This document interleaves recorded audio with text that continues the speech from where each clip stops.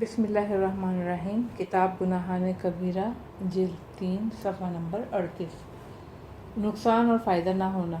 یہ بات کہے بغیر نہ رہ جائے کہ ضرر ہونا اور فائدے سے محروم ہو جانا یہ دونوں مختلف چیزیں ہیں۔ اگر اوپر دی ہوئی مثال میں ایسا ہو کہ گواہ مجرم کے خلاف گواہی نہ دے تو وہ مجرم کی آمدنی کے وسائل پیدا کر دے گا، لیکن گواہی دے دینے کی صورت میں وہ اس فائدے سے محروم رہ جائے گا، تو یہ کوئی عذر نہیں ہے۔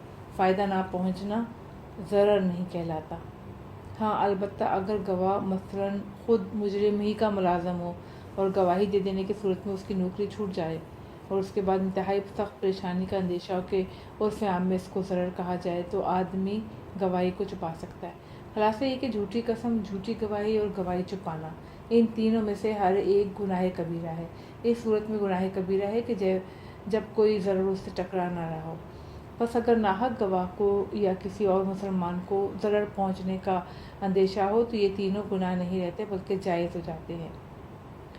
بعض مواقع تو ایسے آتے ہیں، مثلاً جان بچانے کے لیے جھوٹی قسم کھانا، جھوٹی گواہی دینا یا گواہی کو چھپا دینا واجب ہو جاتا ہے۔ بہرحال اصول یہ ہے کہ جو چیز اہم ہو اسے اختیار کریں۔ صفحہ 39۔ وعدہ خلافی۔ گناہ کبیرہ میں سے یہ 21واں گناہ وعدہ خلافی کرنا ہے۔ اس بارے میں صحیح روایت موجود ہے، جیسا کہ صحیح اور مستند روایات میں حضرت عبدالعظیم نے امام جعفر صادق علیہ السلام سے نقل کیا ہے کہ امام علیہ السلام نے اس گناہ کے گناہ کبیرہ ہونے پر قرآن مجید کی اس آیت سے دلیل فرمائی ہے کہ یہ سورہ رعد 13 آیت 25 میں ہے کہ جو لوگ خدا سے عہد و پیمان کو پکا کرنے کے بعد توڑ ڈالتے ہیں اور جن تعلقات باہمی قائم رکھنے کا خدا نے حکم دیا انہیں قطع کرتے ہیں اور روئے زمین پر فساد پھیلاتے پھرتے ہیں، ایسے ہی لوگ ہیں جن کے لیے لعنت ہے اور ایسے لوگوں کے واسطے برا گھر یعنی جہنم ہے۔ وعدہ خلافی اور عہد شکنی کی مذمت میں سورہ آل عمران میں ارشاد ہوا ہے۔ سورہ آل عمران 3 آیت نمبر 76 اور 77، یعنی البتہ جو شخص اپنے وعدے کو پورا کرے اور پرہیزکاری اختیار کرے تو بے شک خدا پرہیزکاروں کو دوست رکھتا ہے۔ بے شک جو لوگ اپنے عہد اور قسم یعنی اقسام جو کہ خدا سے کیا تھا اس کے بدلے تھوڑا سا دنیاوی معاوضہ لے لیتے ہیں، ان لوگوں کے واسطے آخرت میں کچھ حصہ نہیں، اور قیامت کے دن خدا ان سے بات تو کرے گا نہیں اور نہ ہی ان کی طرف نظر رحمت کرے گا اور نہ ہی ان کو گناہوں کی گندگی سے پاک کرے گا۔ ان کے لیے دردناک عذاب ہے۔ ایک اور جگہ ارشاد فرماتے ہیں، سورہ انفال 8 آیت 55، اِنَّ شَرَّ الدَّوَابِ عِندَ اللہِ الَّذِينَ كَفَرُوا فَهُمْ لَا يُؤْمِنُونَ الَّذِينَ عَاهَدتَّ مِنْهُمْ ثُمَّ يَنقَضُونَ عَهْدَهُمْ فِي كُلِّ مَرَّةٍ وَهُمْ لَا يَتَّقُونَ۔ بے شک خدا کے نزدیک جانوروں میں کفار سب سے بدترین ہیں جانداروں میں۔ یہ لوگ ایسے ہیں کہ ایمان نہیں لاتے۔ اے رسول صلی اللہ علیہ وسلم، جن لوگوں نے تم سے عہد و پیمان کیا تھا پھر وہ لوگ اپنے عہد و پیمان کو ہر بار توڑ دیتے ہیں اور پھر خدا سے نہیں ڈرتے۔ یہ آیت شریفہ بنی قریظہ کے ان یہودیوں کے بارے میں نازل ہوئی ہے جنہوں نے رسول خدا صلی اللہ علیہ وسلم سے عہد کیا تھا کہ وہ دشمنان اسلام کا ساتھ نہیں دیں گے، لیکن جنگ بدر میں انہوں نے مشرکین کو اسلحہ کی کمک دے کر یہ عہد و پیمان توڑ دیا تھا۔ بعد میں رسول صلی اللہ علیہ وسلم نے کہا تھا کہ ہم یہ عہد و پیمان بھول گئے تھے۔ دوبارہ انہوں نے رسول خدا صلی اللہ علیہ وسلم سے ایسا ہی عہد کیا تھا، لیکن جنگ خندق میں ایک بار پھر انہوں نے اسے توڑ دیا۔ پیغمبر اسلام کے خلاف جنگ کے لیے ابو سفیان سے مل گئے۔ قرآن مجید میں چند مقامات پر وعدے کی پاسداری کو واجب قرار دیا ہے، اس پر تاکید فرمائی ہے۔ مثلاً ارشاد ہے، وَأَوْفُوا بِالْعَهْدِ إِنَّ الْعَهْدَ كَانَ مَسْئُولًا۔ سورہ بنی اسرائیل آیت 34۔ وعدے کی وفا ضرور کرو، اس لیے کہ وعدے کے بارے میں ضرور سوال کیا جائے گا۔ اور ایک جگہ پر ارشاد ہے، یا ایھا الذین آمنوا اوفوا بالعقود۔ سورہ مائدہ 5 آیت 1۔ اے ایمان لانے والو، اپنے وعدوں کو پورا کیا کرو۔ اور سچے متقی لوگوں کی تعریف میں ارشاد ہے، والموفون بعہدہم ان عاہدوا، سورہ بقرہ 3 آیت 177۔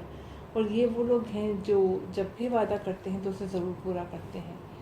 سورہ صاف میں کچھ اس طرح سے سخت انداز میں ارشاد کیا ہے کہ یا ایھا الذین آمنوا لم تقولون ما لا تفعلون کبر مقتا عند اللہ ان تقولوا ما لا تفعلون، سورہ صاف 61 آیت نمبر 2-3۔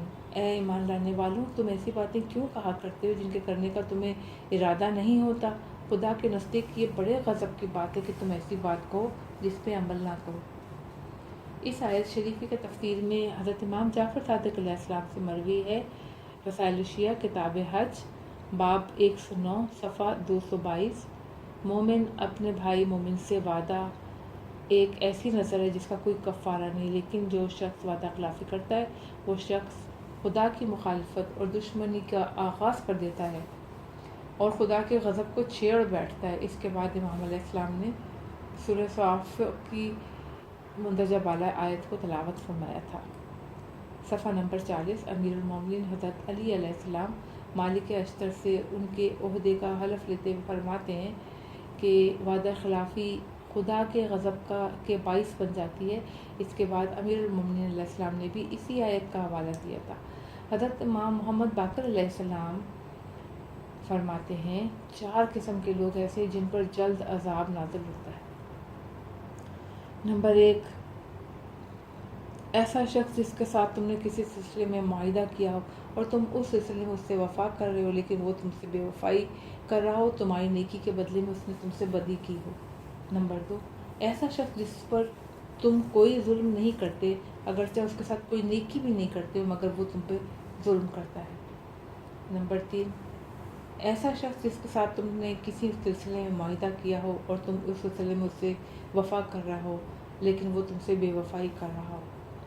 نمبر 4، کتاب خصال میں ہے کہ ایسا شخص اپنے رشتہ داروں سے صلح رحمی برقرار رکھنا چاہتا ہے مگر وہ قطع رحمی کرتا ہو۔ حضرت امام زین العابدین علیہ السلام سے ابو مالک نے کہا مجھے آپ دین اسلام کی تمام شرعی باتوں کا خلاصہ بتا دیجیے۔ کتاب خصال میں ہے کہ امام علیہ السلام نے فرمایا حق بات کہنا، انصاف کے ساتھ فیصلہ کرنا اور وعدے کو پورا کرنا۔ وعدہ وفائی کی اہمیت کے سلسلے میں اگرچہ آیات و روایات بہت وارد ہوئی ہیں لیکن ہم اسی مقدار پر اکتفا کر رہے ہیں۔ وعدہ خلافی کی قسمیں، وعدہ کی 3 قسمیں ہیں۔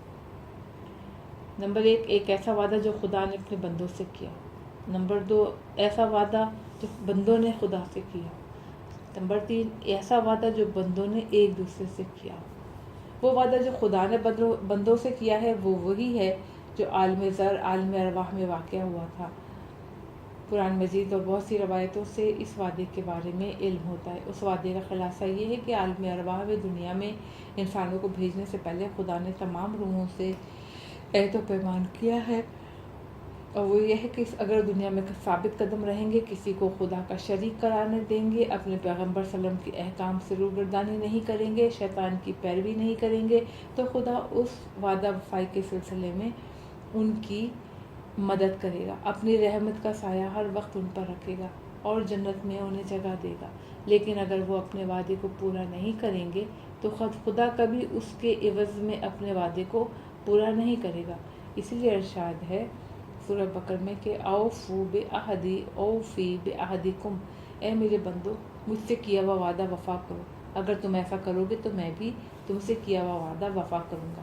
یہ بھی ارشاد ہے سورہ یاسین 36 آیت نمبر 60، الم اعہد الیکم یا بنی آدم ان لا تعبدوا الشیطان، اے آدم علیہ السلام کی اولاد، کیا میں نے تم سے یہ وعدہ نہیں لیا تاکہ خبردار شیطان کی پرستش نہ کرنا۔ عالم ارواح میں پروردگار عالم نے بندوں کی روحوں سے جو وعدے لیے تھے ان میں امیر المومنین اور ائمہ طاہرین کی ولایت کے بارے میں بھی وعدے شامل تھے۔ بہت سی روایتوں میں اس بات کا ذکر موجود ہے، یہاں تک کہ تمام آسمانی کتابوں میں اس کا ذکر ہے۔ تمام انبیاء کے ذریعے بھی چہارتاں معصومین کے ولایت و محبت کا پیغام پہنچایا گیا ہے۔ صفحہ 41۔ البتہ بعض علماء نے عالم زر یا عالم ارواح کا انکار کیا ہے اور وہ اس موضوع پر وارد ہونے والی آیتوں اور روایتوں کی تعویل فرماتے ہیں۔ وہ حاکم زر سے مراد عالم فطرت لیتے ہیں، یعنی ان کے نزدیک خداوند تعالیٰ نے فطری طور پر انسان کو اس بات کا پابند بنایا ہے کہ وہ احکام خدا کی پابندی کرے اور شیطان پر کی پرستش نہ کرے۔ اب اگر انسان مخالفت کرتا ہے تو وہ اپنی فطرت کے خلاف کام کرتا ہے، البتہ انسان کی عقل اس کو فطرت پہ چلنے اور اپنے خالق کی اطاعت کرنے کا حکم دیتی ہے۔ وہ علماء کرام اس حکم کو عہد و پیمان شمار کرتے ہیں۔ بہرحال حقیقت کیا ہے، اس کی تفصیل کے لیے یہ کتاب مناسب نہیں۔ بہرحال خواہ آدمی عالم ارواح میں کیے گئے وعدے کو توڑے یا عالم فطرت میں کیے گئے وعدے کی خلاف ورزی کرے، دونوں صورتوں میں وعدہ توڑنا بہرحال گناہ کبیرہ ہے، بلکہ سب سے بڑا گناہ کبیرہ ہے۔ اکثر روایت میں اتنی تاکید سے موجود ہے کہ وعدہ وفا کرنا واجب، وعدہ توڑنا حرام ثابت ہوتا ہے۔ وعدہ توڑنے پر سخت عذاب کی باتیں بھی وارد ہوئی ہیں اور روایات سے معلوم ہوتا ہے کہ اتنا سخت عذاب اس سے پہلی قسم کے وعدے کو توڑنے میں ہے، اور یہی سب سے بڑا گناہ کبیرہ ہے۔ بس بندوں کو چاہیے کہ اپنے پروردگار سے کیے گئے تمام وعدوں کی وفا کرے تاکہ خدا بھی اس کے صلے میں اپنے تمام وعدے وفا کرے۔ خداوند عالم نے دعا قبول کرنے کا وعدہ کیا ہے۔ خدا نے بندوں سے جو وعدے کیے ان میں سے ایک دعا قبول کرنے کا وعدہ بھی ہے، لیکن اس وعدے کو پورا کرنے کی ایک شرط بھی ہے، اور وہ شرط یہ کہ بندے خدا سے کیا اپنا وعدہ وفا کرے۔ حضرت امام جعفر صادق علیہ السلام سے جمیل روایت کرتے ہیں، جب بندہ خدا سے سچی نیت اور خلوص بھرے دل کے ساتھ دعا مانگتا ہے تو اس کی دعا اس وقت قبول ہوتی ہے جب وہ خدائے عز و جل سے کیے ہوئے اپنے وعدے کو پورا کر لیتا ہے، لیکن جب بندہ خدا سے سچی نیت اور خلوص کے بغیر دعا کرتا ہے تو اس کی دعا قبول نہیں ہوتی۔ سفینہ البحار جلد اول صفحہ 499۔ کیا خدائے تعالیٰ نے نہیں فرمایا اوفوا بعہدی اوفی بعہدکم، مجھ سے کیا ہوا وعدہ پورا کرو تو میں تم سے کیا ہوا وعدہ پورا کروں گا؟ بس جو وعدہ وفا کرتا ہے اسی کے ساتھ وفا کی جاتی ہے۔ نظر اور عہد میں زبان سے کہنا۔ دوسری قسم کا وعدہ وہ ہے جو بندہ خود ہی خدائے تعالیٰ سے کرتا ہے، مثلا نظر کر لیتا ہے یا قسم کھا لیتا ہے۔ قسم، عہد، نظر، اس کا محض دل و دماغ میں عزم کر لینا اور سوچ لینا ہی کافی نہیں ہے، بلکہ باقاعدہ اس کا جملہ زبان سے ادا کرنا پڑتا ہے۔ مثلا اگر کوئی بندہ خدا سے عہد کرنا چاہے اور عربی میں کہنا چاہے تو اسے کہنا پڑے گا آہدت اللہ، میں نے خدا سے عہد کیا، یا کہنا ہوگا علل عبد اللہ، میرے ذمہ خدا سے کیا ہوا عہد ہے۔ عربی کے علاوہ کسی بھی زبان میں نظر، قسم یا عہد کا جملہ کہا جا سکتا ہے۔ مثلا یہ نظر مانی جا سکتی ہے کہ اگر میں صحت یاب ہو گیا یا سفر سے صحیح و سالم واپس آ گیا تو اتنی رقم خدا کے لیے خیرات کروں گا۔ ایسا جملہ منہ سے کہنے سے اس کی پابندی واجب ہو جاتی ہے اور محض دل میں سوچ لینے سے واجب نہیں ہوتی۔ بیکار کام کی نظر یا عہد، یہ بات مد نظر رکھنی چاہیے کہ عہد، قسم یا نظر بیکار کام کی نہ ہو، مثلا شرعی طور پہ وہ ناپسندیدہ کام نہ ہو۔ دوسرے الفاظ میں کام حرام یا مکروہ نہیں ہونا چاہیے۔ مثلا اگر آدمی قسم کھائے اور عہد کرے کہ وہ فلاں حرام یا مکروہ کام کرے گا تو یہ باطل اور غلط ہے۔ اس طرح اگر وہ نظر کر رہا ہے کہ اگر اس کا فلاں کام ہو گیا تو وہ فلاں حرام یا مکروہ کام کرے گا تو یہ بھی غلط ہے۔ اس طرح اگر وہ کام ترک کرنے کی نظر، عہد یا قسم ہو تو وہ کام واجب یا مستحب نہیں ہونے چاہیے۔ اس طرح سے نظر، قسم اور عہد کے وقت اگر کام میں رجحان تھا، مثلا اس کا کرنا واجب یا مستحب تھا یا اس کا نہ کرنا حرام یا مکروہ تھا، لیکن بعد کے اضطراریہ حالات میں وہ رجحان شرعی ختم ہو گیا ہو تو نظر اور قسم وغیرہ بھی باطل ہو جاتی ہے۔ مثلا آدمی نے نظر کی کہ اگر وہ صحت یاب ہو گیا تو مثلا 1000 روپیہ راہ خدا میں خرچ کرے گا، لیکن جب وہ صحت یاب ہوا تو اتنا تنگ دست ہو گیا کہ اہل و عیال کا خرچ مشکل سے نکلنے لگا۔ ایسی صورت میں یہ نظر باطل شمار ہوگی اور اس کا پورا کرنا واجب نہیں رہے گا۔ صفحہ 42۔ نظر مفید کام کی ہونی چاہیے، بس ثابت ہوا کہ قسم یا نظر ایسے کام کی ہونی چاہیے جس میں شرعی طور پر رجحان موجود ہو۔ اگر مباح کام کا بھی قسم یا نظر ہو تو بھی اس میں بھی رجحان دیکھنا پڑے گا، یعنی اگر مباح کام کرنے کی قسم یا نظر ہے تو اس کا کرنا کم از کم عقلی طور پر نہ کرنے سے بہتر ہو۔ مثلاً پیدل چلنا اور ورزش کرنا، یہ ایک مباح کام ہے۔ اس طرح اگر کسی مباح کام کو چھوڑنے کی قسم یا نظر ہو تو اس میں بھی عقلی رجحان کا پہلو ہونا چاہیے، یعنی اس کا چھوڑ دینا اس کا انجام دینے سے بہتر ہو۔ مثلاً سگریٹ پینا ایک ایسا ہی مباح کام ہے۔ عہد مطلق اور عہد مشروط، نظر و قسم کی طرح عہد بھی یا تو مطلق ہوتا ہے یا مشروط۔ مثلاً مطلق عہد یہ ہے کہ آدمی کہے کہ میں نے خدا تعالیٰ سے عہد کیا ہے کہ میں فلاں کام ایک نیک کام انجام دوں گا، بس یہ عہد واجب ہو جاتا ہے۔ اب اس کار خیر کو ترک کرنا گناہ کبیرہ بن جاتا ہے، بلکہ عہد توڑنے کا کفارہ بھی الگ سے واجب ہو جاتا ہے، یعنی مطلق، یعنی جس میں کوئی شرط نہ لگائی گئی ہو۔ اور مقید یا مشروط، یعنی آدمی خدا کی کسی خاص شرط کے تحت عہد کرے، مثلا کہے اگر مجھے بیٹا دے گا تو میں فلاں کار خیر انجام دوں گا، بس وہ کار خیر اسی وقت واجب ہوگا جب وہ شرط پوری ہوگی، اور جب شرط پوری ہو جائے تو اس عہد کی خلاف ورزی کرنا نہ صرف یہ کہ گناہ کبیرہ ہے بلکہ کفارے کا بھی موجب ہے۔ نظر و عہد کا کفارہ، عہد خواہ مطلق ہو یا مشروط، اس کو توڑنے کا کفارہ دینا واجب ہے۔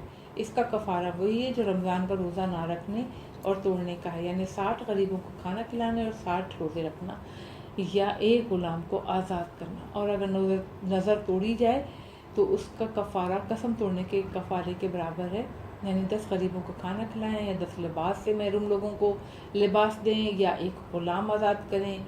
نظر و قسم کے کفاروں میں یہ بات بھی ہے کہ اگر آدمی ان تینوں میں سے کوئی سا بھی کفارہ نہ دے سکتا ہو تو اسے 3 مسلسل روزے رکھنے واجب ہوتے ہیں۔ خدا سے عہد کی 3 قسمیں، در حقیقت نظر اور قسم بھی خداوند تعالیٰ سے عہد ہے، اس لحاظ سے عہد کل 3 قسموں کا ہو گیا۔ ایک خود عہد، باقی 2 قسمیں ہیں نظر اور قسم۔ بس یہ لطف خداوند ہے کہ اگر کوئی آدمی خدا سے عہد کرتے ہوئے ڈرے اور اتنے بڑے کفارے یعنی 60 غریبوں کو کھانا کھلانے یا 60 روزے رکھنے سے بچنا چاہے تو وہ چھوٹے قسم کے عہد کر سکتا ہے، یعنی نظر کر سکتا ہے، شرعی قسم کھا سکتا ہے۔ وعدہ خلافی اور نفاق، وعدہ خلافی اتنا بڑا گناہ ہے کہ اس کے باعث دل میں نفاق اور منافقت کا بیج اگ جاتا ہے۔ مرتے وقت آدمی کافر کی موت مرتا ہے اور قیامت میں وہ منافقین ہی کے ساتھ محشور ہوگا۔ قرآن مجید میں ارشاد ہے، سورہ توبہ 9 آیت نمبر 75، 76، 77، اور ان منافقین میں سے بعض ایسے ہیں جو خدا سے قول و اقرار کر چکے ہیں کہ اگر ہمیں اپنے فضل و کرم سے کچھ مال دے گا تو ہم ضرور خیرات کیا کریں گے اور نیکوکار بندے ہو جائیں گے۔ تو جب خدا نے اپنے فضل و کرم سے عطا فرمایا تو اس میں بخل کرنے لگے اور قطرہ کے منہ پھیرنے لگے۔ پھر جب ان سے ان کے خمیازے میں اپنی ملاقات کے دن قیامت تک ان کے دل میں گویا خود نفاق ڈال دیا۔ اسی وجہ سے ان لوگوں نے خدا سے جو وعدہ کیا تھا اس کے خلاف کیا، اور اس وجہ سے کہ یہ لوگ جھوٹ بولا کرتے تھے۔ اس آیت شریفہ سے یہ بات ثابت ہوئی کہ عہد شکنی اور جھوٹ ایسے گناہ ہیں جو ایسے نفاق کے باعث بنتے ہیں، مرتے دم تک آدمی کے دل میں باقی رہتا ہے۔ ان آیات شریفہ کی شان نزول کے بارے میں تفسیر منہج الصادقین میں لکھا ہے، صفحہ 43، صلبہ ابن خاطب ایک ایسا عیسائی تھا جو اپنے مذہب میں عبادت اور زہد کے لحاظ سے مشہور تھا۔ ایک دن وہ پیغمبر اسلام صلی اللہ علیہ وسلم کی خدمت میں آیا، اس نے اپنی تنگ دستی کا رونا رویا۔ اس نے حضرت صلی اللہ علیہ وسلم سے التماس کی کہ وہ خدا سے اس کی کشادہ حالی کے لیے دعا کریں۔ حضرت نے اسے نصیحت فرمائی کہ اس حاجت سے دل نہ لگاؤ اور اپنی غربت پہ صبر کر لو، رزق کی فراوانی تمہارے لیے خطرناک ہے، تھوڑا پر اگر تم شک کرو گے تو یہ اس بہت سے رزق سے بہتر ہے جس کا تم شکر بجا نہ لا سکو، یعنی تم جتنا تھوڑا تمہارے پاس اس پہ شکر کرو۔ خدا کی قسم، حضرت صلی اللہ علیہ وسلم نے فرمایا، خدا کی قسم اگر میں دعا کروں گا کہ پہاڑ سونے چاندی کے ہو جائیں اور میرے ساتھ ساتھ حرکت کریں تو حق تعالیٰ ایسا ہی کر دے گا، لیکن میں جانتا ہوں کہ غربت کی عاقبت خیر ہے اور کشادہ حالی کی عاقبت زیادہ تر شر ہوتی ہے، پس رسول اکرم صلی اللہ علیہ وسلم کی اطاعت کرو اور بات کو مان لو۔ صلبہ نصرانی نے حضرت صلی اللہ علیہ وسلم کی نصیحت قبول نہیں کی۔ اگلے دن پھر حضرت صلی اللہ علیہ وسلم کے پاس وہی التماس لے کر آ گیا، کہنے لگا، یا رسول اللہ صلی اللہ علیہ وسلم، میں خدا سے عہد کرتا ہوں کہ اگر خدا مجھے فراوانی کے ساتھ مال دے گا تو میں مستحق افراد کے حقوق ادا کروں گا اور اس کے ذریعے صلہ رحمی کروں گا۔ جب اس نے بہت اصرار کیا تو حضرت صلی اللہ علیہ وسلم نے خداوند تعالیٰ سے اس کی غربت دور کرنے کی دعا کر دی۔ خداوند تعالیٰ نے اس کی بھیڑ بکری میں سے بہت برکت دی، اس کی تعداد اتنی بڑھ گئی کہ مسلمان ہونے کے بعد وہ اپنی بھیڑ بکریوں کی حفاظت میں پیغمبر خدا صلی اللہ علیہ وسلم کے ساتھ نماز با جماعت پڑھنا چھوڑ بیٹھا۔ وہ صرف صبح اور شام کی نماز پر اکتفا کرنے لگا۔ پھر اس کا کام اتنا بڑھ گیا کہ مدینے کے اطراف میں اس کی بھیڑ بکریوں کے لیے جگہ کم پڑ گئی، تو وہ ان کو لے کے صحرا میں بس گیا۔ اب وہ رسول صلی اللہ علیہ وسلم کے ساتھ پانچوں وقت کی نماز با جماعت سے بھی محروم ہو گیا تھا، البتہ وہ اب بھی نماز جمعہ کے لیے مدینے میں آ جاتا تھا۔ پھر بھیڑ بکریوں کے سلسلے میں اس کا دائرہ کار مدینے کے اطراف کی وادیوں سے بھی آگے پھیل گیا، تو اب وہ نماز جمعہ سے بھی محروم ہو گیا۔ ایک دن پیغمبر اسلام صلی اللہ علیہ وسلم نے اصحاب سے پوچھا، کیا وہ ثعلبہ ہماری نماز میں حاضر نہیں ہوتا؟ لوگوں نے کہا، اس کے پاس اتنی زیادہ بھیڑ بکریاں ہیں کہ کسی وادی میں پوری طرح سماتی نہیں ہے، وہ فلاں وادی میں گیا ہے اور وہیں کا ہو گیا ہے۔ حضرت صلی اللہ علیہ وسلم نے یہ سن کر 3 بار فرمایا، ثعلبہ پہ وائے ہو، ثعلبہ پہ وائے ہو، ثعلبہ پہ وائے ہو۔ پھر جب زکوٰۃ واجب ہوئی اور اس کی آیت نازل ہوئی تو آپ صلی اللہ علیہ وسلم نے ایک صحابی کو آیت تحریر صورت میں دی اور قبیلہ بنی سلیم کے ایک آدمی کو اس صحابی کے ساتھ کر دیا۔ آپ صلی اللہ علیہ وسلم نے حکم دیا کہ جب ثعلبہ سے زکوٰۃ لے لینا تو فلاں بھلے آدمی سے بھی زکوٰۃ لیتے آنا۔ وہ دونوں ثعلبہ کے پاس گئے، زکوٰۃ کی آیت دکھائی اور حضرت صلی اللہ علیہ وسلم کا خط بھی اسے دیا جس میں زکوٰۃ کی شرائط درج تھیں۔ ثعلبہ اتنا مال کی محبت میں مبتلا ہو گیا تھا کہ اس نے کہا، محمد صلی اللہ علیہ وسلم ہم سے جزیہ یعنی ٹیکس طلب کر رہے ہیں، کہیں اور جا کر طلب کرو جب تک میں اس بارے میں غور کروں گا۔ وہ دونوں اس بھلے آدمی کے پاس گئے جو قبیلہ بنی سلیم سے تعلق رکھتا تھا۔ اس نے آیت قرآن اور پیغمبر کا خط دیکھ کے کہا، سمعاً و طاعتاً لامر اللہ و رسولہ، یعنی حکم خدا اور حکم رسول کو سنتے ہوئے اور اس کی اطاعت کرتے ہوئے میں حاضر ہوں۔ وہ اپنے اونٹوں کے درمیان گیا، اس نے چھانٹ کر زکوٰۃ کے لیے بہترین اونٹ نکالے اور کہا، یہ پیغمبر اکرم کے پاس لے جائیے۔ انہوں نے کہا، بہترین دینا واجب نہیں ہے۔ اس نے کہا، یہ کیسے ہو سکتا ہے، میں خدا اور رسول صلی اللہ علیہ وسلم کو بہترین نہ دوں؟ وہ دونوں ثعلبہ کے پاس واپس گئے۔ اس بدبخت نے پھر وہی پہلی والی بات کی اور زکوٰۃ دینے سے انکار کیا۔ یہ واقعہ سن کے حضرت صلی اللہ علیہ وسلم نے ایک بار پھر فرمایا، ثعلبہ پہ وائے ہو۔ حضرت صلی اللہ علیہ وسلم نے اس دوسرے بھلے آدمی کے لیے دعائے خیر فرمائی جس نے بہترین طریقے سے زکوٰۃ دے دی تھی۔ یہ واقعہ سن کر حضرت نے ایک بار پھر کہا، ثعلبہ پہ وائے ہو۔ حضرت صلی اللہ علیہ وسلم نے اس دوسرے بھلے آدمی کے لیے جب دعائے خیر فرمائی تو صحابہ کرام تعجب کر رہے تھے کہ واقعی ثعلبہ کو یہ بات مان لینی چاہیے تھی تاکہ وہ اس برے حال پر نہ پہنچتا اور ایمان کھو کر مرتد نہ ہو جاتا۔ زکوٰۃ ضروریات دین میں سے ہے اور جو شخص کہے کہ زکوٰۃ واجب نہیں ہے وہ مرتد ہو جاتا ہے اور وہ مسلمان نہیں رہتا۔ ضرور سورہ توبہ کی مذکورہ آیتیں ثعلبہ کی مذمت میں نازل ہوئی ہیں۔ صفحہ نمبر 44، آپس میں عہد و پیمان۔ وعدے کی تیسری قسم یہ ہے کہ آدمی ایک دوسرے سے عہد و پیمان کرے۔ آیتوں اور بہت سی روایتوں سے ظاہر ہے کہ اس قسم کا وعدہ بھی وفا کرنا واجب ہے اور اسے توڑنا بھی حرام ہے۔ مثلاً سورہ بنی اسرائیل میں حکم ہے، وَأَوْفُوا بِالْعَهْدِ إِنَّ الْعَهْدَ كَانَ مَسْئُولًا، سورہ بنی اسرائیل 17 آیت 34۔ اور تم اپنا عہد کو پورا کرو، بے شک خدا قیامت میں عہد کے بارے میں ضرور پوچھے گا۔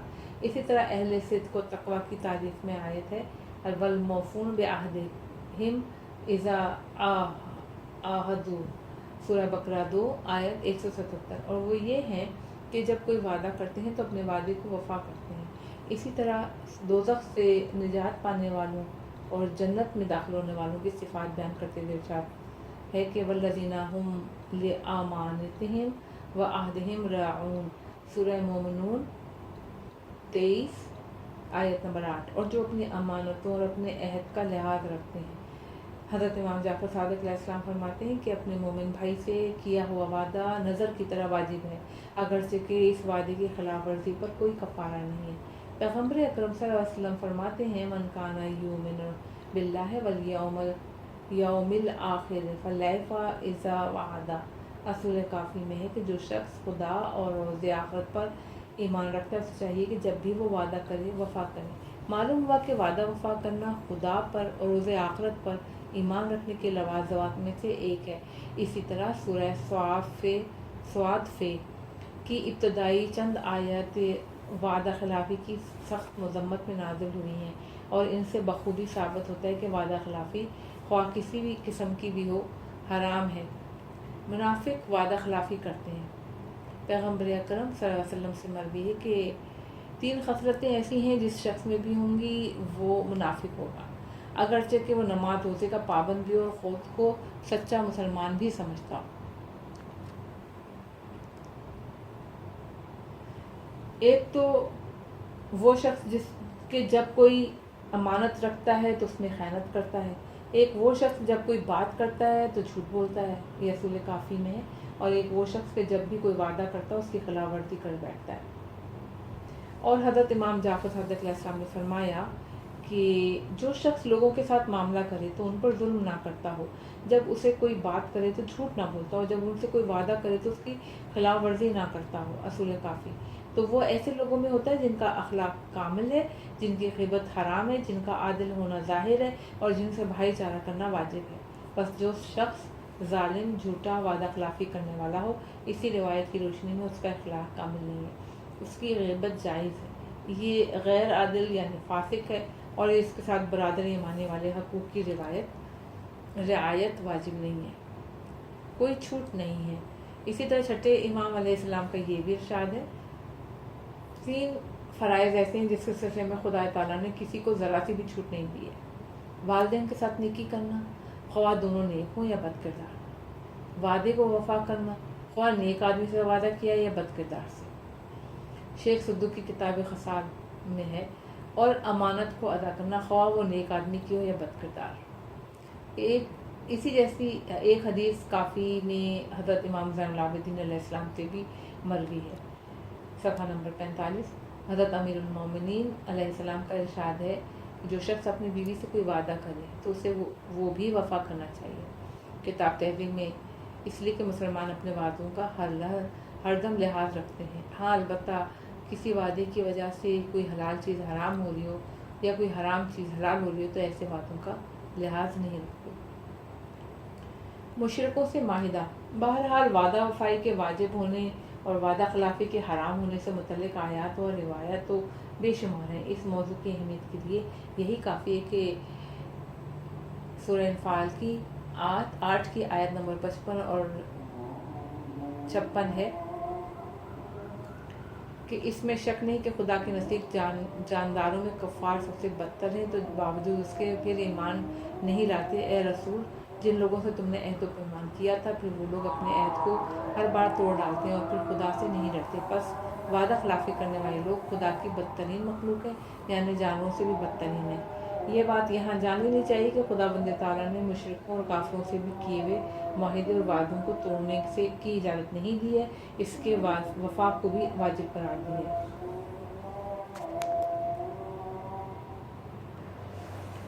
حضور کا مشرکوں سے ایفائے عہد، جب اسلام کی شان و شوکت عروج پر تھی تو سورہ برد کی ایک آیت ایسی نازل ہوئی جس میں مشرکوں سے جہاد کا حکم تھا۔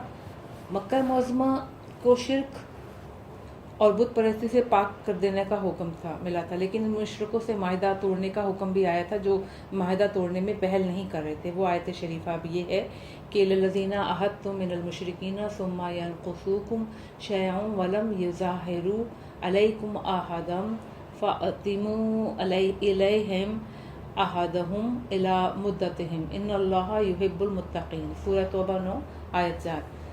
ہاں مگر جن مشرکوں سے تم نے عہد و پیمان کیا تھا اور پھر ان لوگوں نے کبھی کچھ تم سے وفا عہد میں کمی نہیں کی اور نہ تمہارے مقابلے میں کسی کی مدد کی، تو ان کے عہد پیمان کو جتنی مدت کے واسطے مقرر کیا ہے پورا کر دو، خدا پرہیزگاروں کو یقیناً دوست رکھتا ہے۔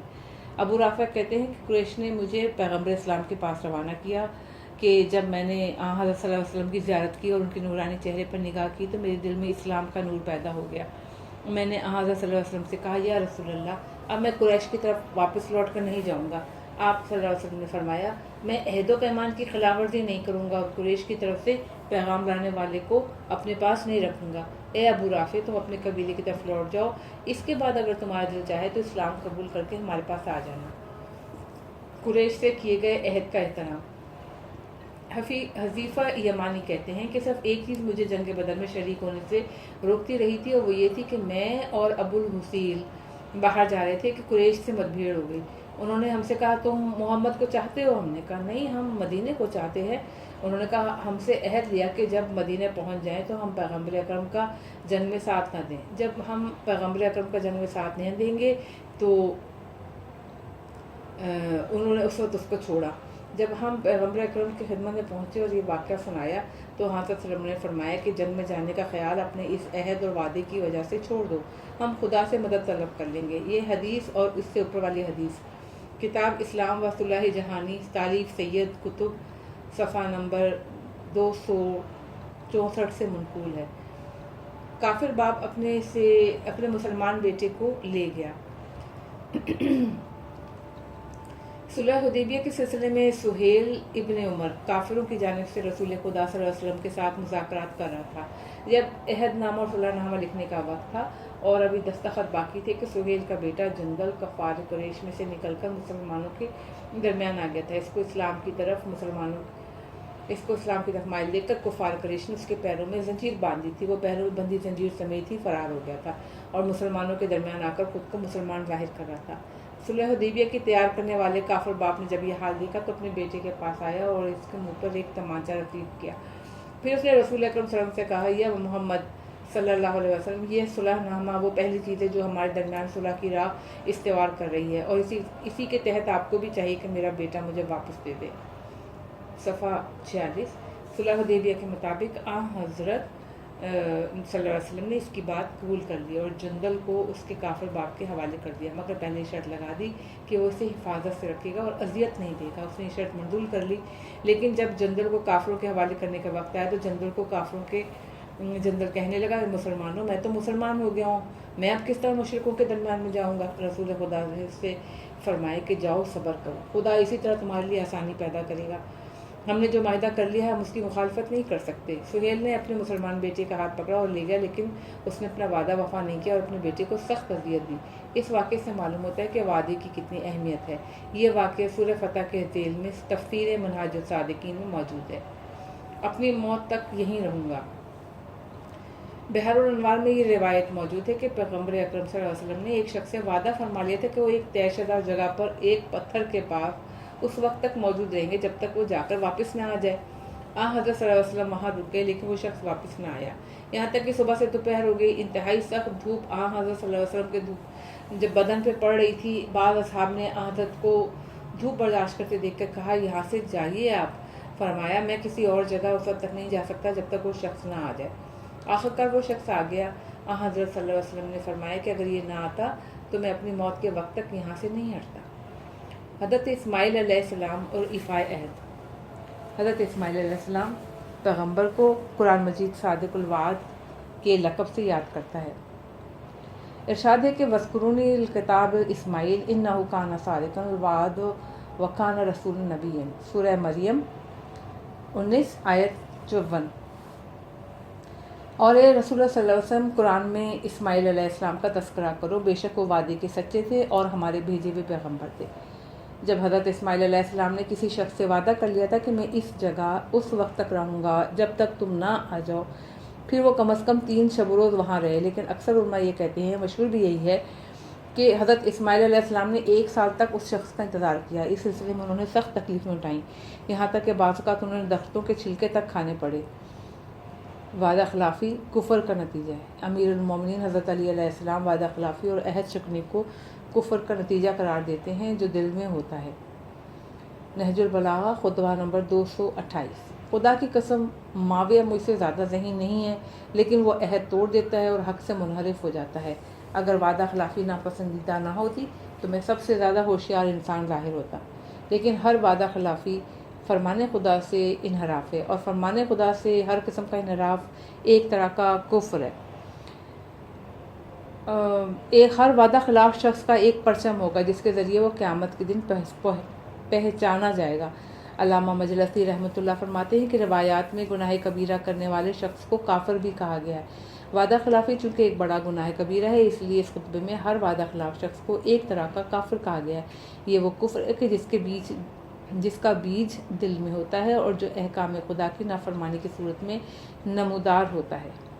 मुसलमान धोखाबाज नहीं, امیر المومنین حضرت علی علیہ السلام فرماتے ہیں، صفحہ نمبر 47 نہج البلاغہ خطبہ نمبر 43، بے شک وعدہ وفائی اور سچائی ایک دوسرے کے ساتھ ساتھ ہیں۔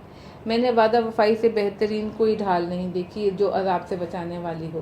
جس شخص کا روز جزا پر اعتقاد ہو وہ اپنے وعدے کو نہیں توڑے گا اور عذر خواہی نہیں کرے گا۔ ہم اس زمانے میں زندگی گزار رہے ہیں کہ جس میں لوگ وعدہ خلافی اور دھوکہ بازی کو سیاست اور ہوشیاری سمجھتے ہیں اور جاہل افراد بہترین بہانہ بازی کو ہنر سمجھتے ہیں۔ ان کو کیا ہو گیا ہے؟ خدا ان کو ہلاک کرے۔ انہیں دھوکہ بازی کے ہیلوں میں سے ایک وعدہ خلافی بھی شامل ہے۔ ہیلے کی کوئی بھی وجہ ہو، خدا کا حکم اور اس کی نہیں مانے ہے کہ میں اس پر عمل کروں، بس اپنی آنکھوں کے سامنے بندہ خدا ہیلے کو دیکھ کر بھی، ہیلا اور پر قدرت رکھتے ہوئے بھی اسے چھوڑ دیتا ہے۔ لیکن جس شخص کو دین کا درد نہیں ہوتا وہ ہیلے کی فرصت کو غنیمت سمجھتا ہے اور چال بازی یا وعدہ خلافی کر بیٹھتا ہے۔ وعدہ خلافی اور جھوٹ۔ بعض مجتہدین نے عہد شکنی اور وعدہ خلافی کو جھوٹ کی قسموں میں شمار کیا ہے، خصوصاً جبکہ عہد کرتے وقت یا وعدہ کرتے وقت اسے پورا نہ کرنے کا ارادہ ہو۔ اسی بنا پر مذمت، حرمت اور سزا کے بارے میں جو کچھ آیات ذکر ہو چکی ہیں وہ عہد شکنی اور وعدہ خلافی کو بھی اپنی لپیٹ میں لے لیتی ہیں۔ اگر کسی معاملے میں شرط ہو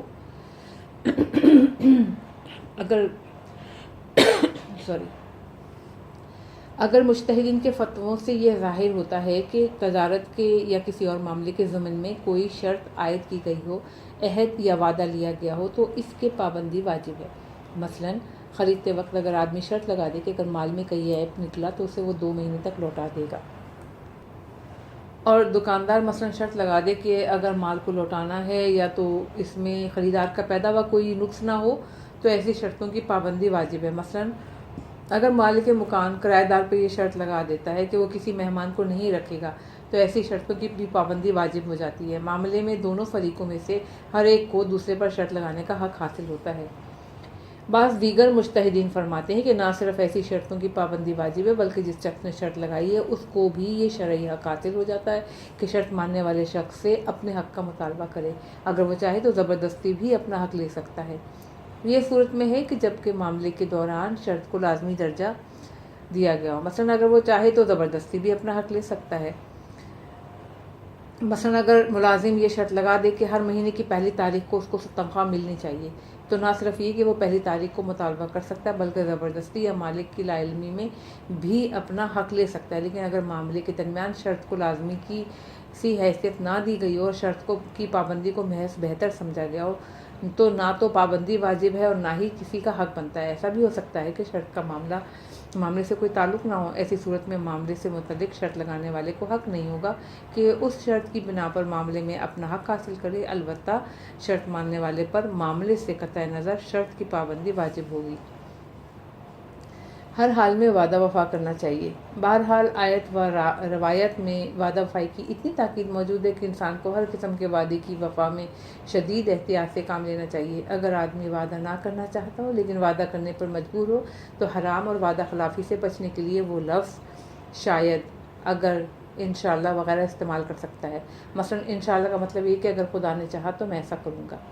انشاءاللہ کہہ کر نظر و عہد کرنا۔ ہر وہ عہد، نظر یا وعدہ جس میں انشاءاللہ کہا گیا ہو یا کسی بھی زبان میں خدا کی مرضی پر ڈال دیا گیا ہو تو اس کی وفا واجب نہیں رہتی۔ علامہ ہلی نے یہی فرمایا تھا کہ مشہور مجتہدین بھی اس کی موافقت کرتے ہیں، البتہ اگر شرط یا وعدہ وغیرہ کسی واجب کام کو کرنے یا حرام کام کو ترک کرنے کے سلسلے میں ہو تو اسی صورت میں اس کی خلاف ورزی نہیں کی جا سکتی۔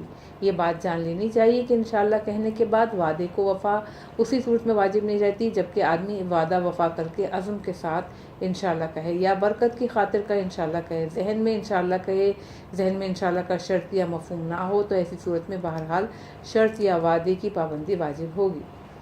صفحہ 48 گناہ انجام دینے کا وعدہ۔ ظاہر ہے کہ اگر وعدہ یا شرط وغیرہ کسی واجب کام کو چھوڑ دینے یا کسی حرام کام کو انجام دینے کے سلسلے میں ہو تو اس پابندی کا نہ صرف یہ کہ واجب نہیں ہے بلکہ حرام ہے، اور اگر آدمی یہ عہد کرے کہ اگر اس کی بیوی یا اس کے بیٹے نے فلاں برا کام انجام دیا تو وہ فلاں سختی کرے گا، ایسے عہد پر عمل نہ کرنا اور معاف کر دینا بہتر ہے۔ ارشاد ہوتا ہے وَلْيَعْفُوا وَلْيَصْفَحُوا أَلَّا تُحِبُّونَ أَن يَغْفِرَ اللَّهُ لکم، سورہ نور 24 آیت 22، بلکہ انہیں چاہیے کہ ان کی خطا معاف کر دیں اور درگزر سے کام لیں۔ کیا تم نہیں چاہتے کہ خدا تمہاری بھی خطا معاف کر دے؟ اس آیت کا مفہوم یہ ہے کہ اگر بندے دوسرے بندوں کی خطائیں معاف کریں گے تو خدا بھی ایسے معاف کرنے والے بندوں کی خطائیں معاف کرے گا۔ جناب ایوب علیہ السلام نے اپنی زوجہ کو 100 تازیانے مارنے کی جو قسم کھائی تھی، اچھا اگر سختی کرنے یا سزا دینے کا عہد یا وعدہ یا بہت تاکید کے ساتھ ہو تو بہتر یہ کہ کچھ اس قسم کی علامتی سزا دے دی جائے کہ نہ تو وہ باقاعدہ سزا ہو اور نہ ہی عہد کی خلاف ورزی شمار ہو۔ مثلا حضرت ایوب پیغمبر نے جب اپنی بیوی کو ان کی مرضی کے خلاف ایک کام کرتے دیکھا تو انہوں نے قسم کھائی کہ صحت یاب ہونے کے بعد اسے وہ 100 تازیانے ماریں گے۔ جب حضرت ایوب علیہ السلام صحت یاب ہوئے تو حکم ہوا وَخُذْ بِيَدِكَ ضِغْثًا فَاضْرِب بِهِ وَلَا تَحْنَثْ، سورہ سعد 38 آیت نمبر 44۔ اے ایوب علیہ السلام، تم اپنے ہاتھوں میں سینگوں کا مٹھا لو جس میں 100 بالیاں ہوں اور اس سے اپنی بیوی کو ایک دفعہ مارو اور اس طرح اپنی قسم میں جھوٹے بننے سے بچ جاؤ۔ امانت میں خیانت عنوان ہے 22واں ایسا گناہ جس کی نص یعنی محکم آیت یا صحیح اور واضح روایت کے ذریعے صراحت ہوئی ہو کہ وہ گناہ کبیرہ ہے۔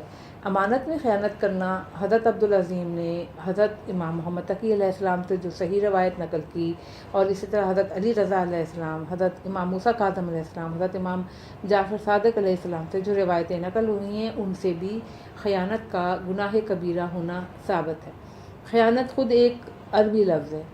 عامش نے امام جعفر صادق علیہ السلام سے جو روایت نقل کی اس میں گناہان کبیرہ کی فہرست بتائے ہوئے والخیانت کا لفظ استعمال ہوا ہے۔